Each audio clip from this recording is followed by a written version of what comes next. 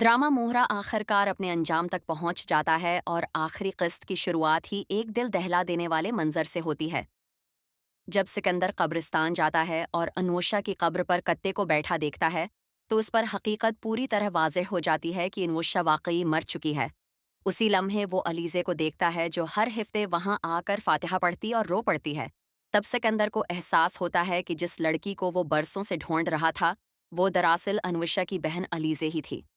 इस मंजर में सिकंदर का टूट जाना उसलिए भी दर्दनाक है क्योंकि इसके दिल में कहीं न कहीं ये उम्मीद जिंदा थी कि अन्वेषा जिंदा होगी, और शायद उनका बच्चा भी।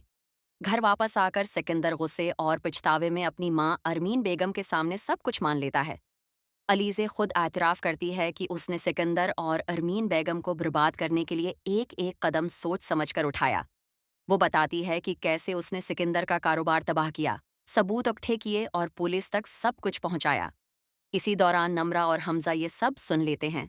नम्रा को एहसास होता है कि उसकी जिंदगी की बर्बादी के पीछे भी यही खेल था, जबकि हमजा ये जानकर टूट जाता है कि उसे भी बदले के लिए एक महरे के तौर पर इस्तेमाल किया गया।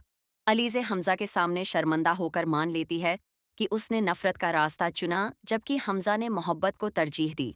वो कहती है कि वो ये घर छोड़कर जा रही है और माफ़ी की उम्मीद तो नहीं रखती, मगर चाहती है कि हमजा उसकी मजबूरी समझे। इसी लम्हे पुलिस घर में दाखिल होती है और अरमीन बेगम को हमजा के गोदाम को आग लगाने और हाफिज साहब के कत्ल के इल्जामात में गिरफ्तार कर लेती है।